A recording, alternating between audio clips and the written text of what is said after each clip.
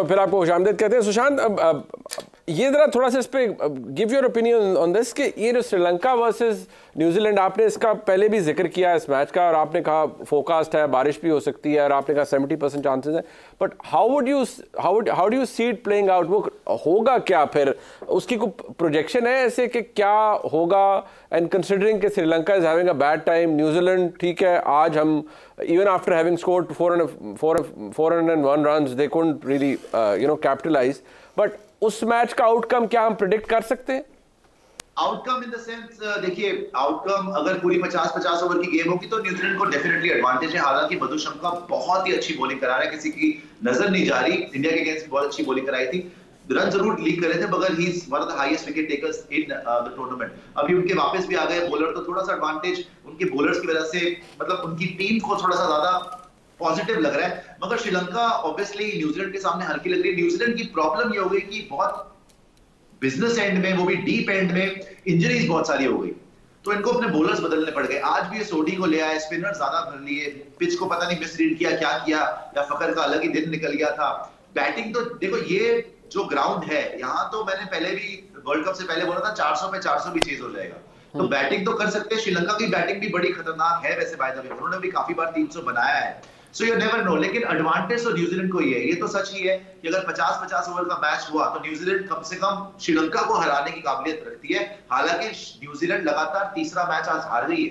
पाकिस्तान ने बीच में 4 मैच हारे थे, पाकिस्तान अब लगातार दूसरा मैच जीत गई है, लेकिन न्यूजीलैंड भी 3 मैच लगातार हारी है बिकॉज ऑफ इंजरी कंसर्न्स। उनको भी बहुत ज्यादा इधर उधर डिली डाली हो गया, और यू नेवर नो, अगर बड़ा प्रेशर पड़ता है, बारिश की वजह से गेम छोटी हो जाती है, it could be anybody's game. So it has come down to equations, but if let's although assumption is not या speculate करना कोई अच्छा नहीं होता, but let's see, अगर हम कहते हैं कि if New Zealand wins that particular match, और फिर पाकिस्तान को कितने मार्जिन से, आपने ये फिगर आउट करने की कोशिश की, कितने मार्जिन से जीतना पड़ेगा इंग्लैंड से if we have to call it? It's very very difficult है। देखिए मैं यही बोल रहा हूँ ना, आपके पुराने पाप जो है ना आपको नहीं छोड़ते, जो पुराने कर्म किए होते हैं ना वो नहीं छोड़ते। अच्छा। तो पहले जो थोड़ा सा तेज खेलना था, या थोड़ा अफगानिस्तान के गेम्स हार गए, या खबर को पहले खिला लेना था, अब चलो एक आज भी देखो एक प्लेयर ने पूरा गेम चेंज कर दिया ना।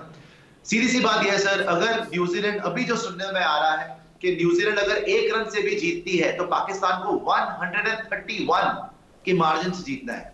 It's a huge margin. जीत सकते हो आप, कोई टेंशन नहीं है, but it's a huge margin. India ने भी इंग्लैंड को बड़ी बुरी तरह हराया था, लेकिन हम भी 131 रन से नहीं जीते थे। अच्छा, अगर न्यूजीलैंड 50 रन से जीत गया श्रीलंका से, तो आपको 180 रन से जीतना है नेट रन रेट वाइज।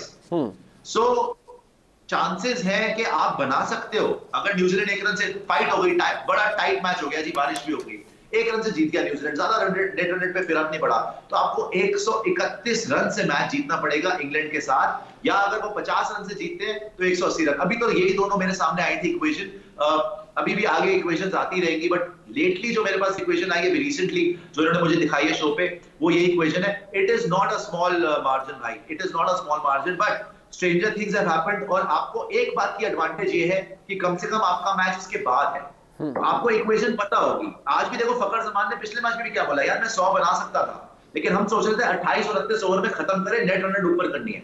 आज भी उन्होंने ये बोला कि यार 400 चेस करना था, वो तो लेकिन सच्ची में ऐसे खेला था जैसे 35 ओवर में चेस करना, उसने पता नहीं क्या हो गया था। एटलीस्ट आपको इक्वेशन पता होगी।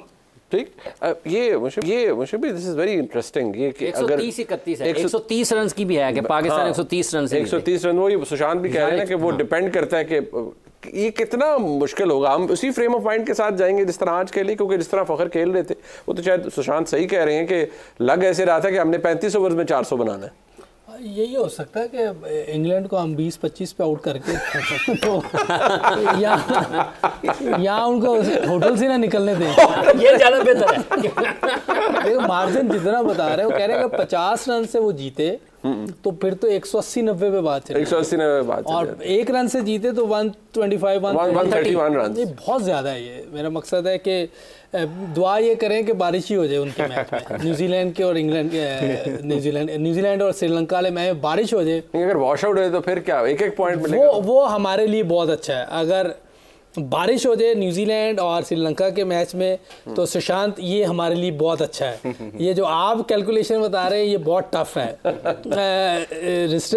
Anything can be possible. हाँ, वो तो कुछ भी हो सकता है, तो बारिश क्यों ना करवा लें। अगर एनीथिंग पॉसिबल तो बारिश करवानी चाहिए हमें, ताकि हम सेमीफाइनल में थ्रू करें इंशाल्लाह। अच्छा, जो फास्ट बॉलिंग की अभी आप बात कर रहे थे ना कि पाकिस्तान के फास्ट बॉलर्स को पिच है और उनको ज़्यादा उस पर मसाइल का सामना करना पड़ रहा है। देखिए इन्हीं पिचेस के ऊपर इंडिया की टीम भी फास्ट बॉलिंग कर रही है। नहीं आप ऐसा एक मिनट सर, ये पिचें नहीं है, ऐसी ना करें, डिफरेंट पिचेस होती हैं। भाई आप ठीक कह रहे हैं, आपकी बात बिल्कुल ठीक, थोड़ा सा ठीक। इन्हीं पिचेस के ऊपर इंडिया को अभी तक 300 नहीं हुए, ठीक है। उनके 3 फास्ट बॉलर्स हैं, आप उनको देख लें। पांड्या बाहर हो गए, पता नहीं लगा कि पांड्या जैसा बड़ा खिलाड़ी भी टीम से बाहर है।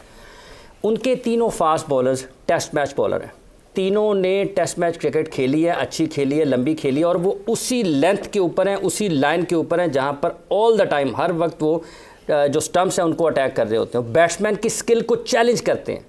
जो सबसे अहम बात है कि वो बैट्समैन की स्किल को चैलेंज करते हैं। जैसे बेन स्टोक्स को आउट किया मोहम्मद शामी ने, बेबस कर दिया था उन्होंने।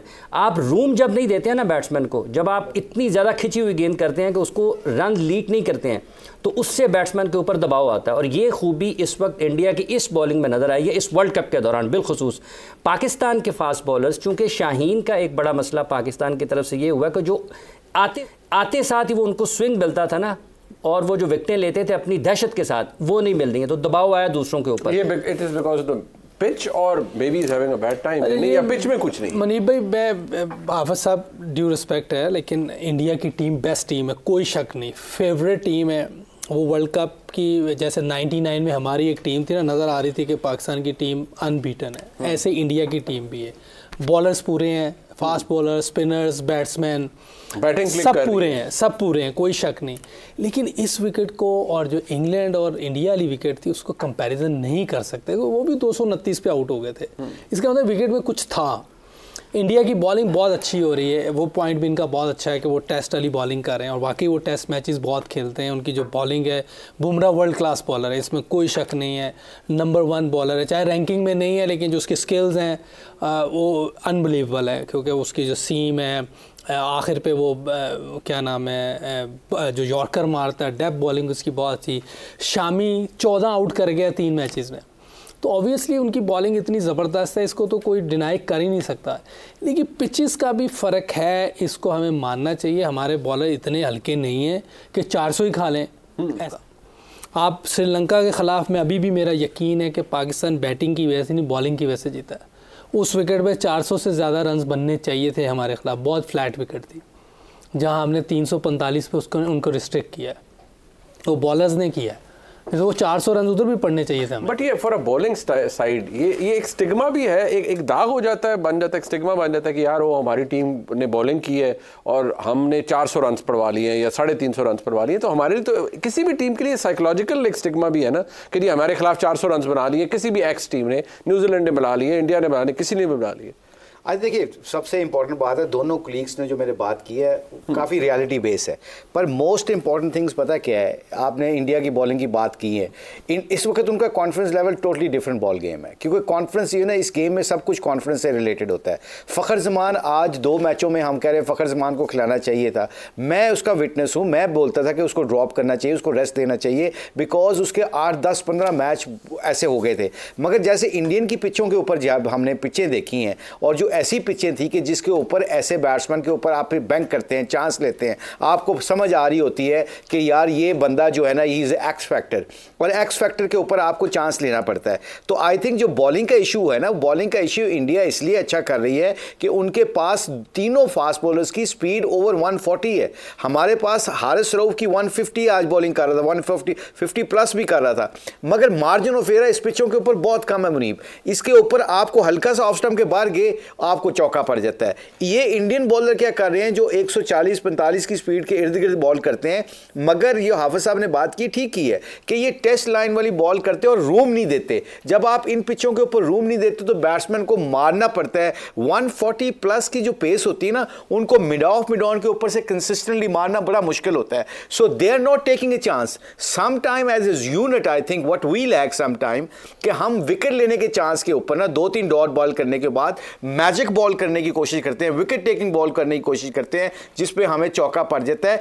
इसलिए दूसरी टीमें जो इस वक्त डिसिप्लिन के ऊपर देखा जाए तो इंडिया की बॉलिंग जो है वो डिसिप्लिन से बॉलिंग कर रही है, जबकि पाकिस्तान जो आप शहीन है उसकी स्ट्रेंथ भी है और वीकनेस भी है कि वो नए बॉल को अर्ली ऑन जाके यॉर्कर मारने की और लेंथ बॉल से स्विंग करने की कोशिश करता है, जिससे उसको विकेट नहीं मिलती और उस पर चौका पड़ने के भी चांस है। So coming back to your point, ये जो छोटी छोटी चीज़ें होती हैं ना, ये अडेप्ट करनी होती है as a professional, as a team, कि इन पिचों के ऊपर आपको चांस लेना पड़ता, आपको डॉट बॉल करें, कि विकेट टू विकेट खिंची खिंची बॉल करें, let the batsman make a mistake rather than you try to bowl a magic ball.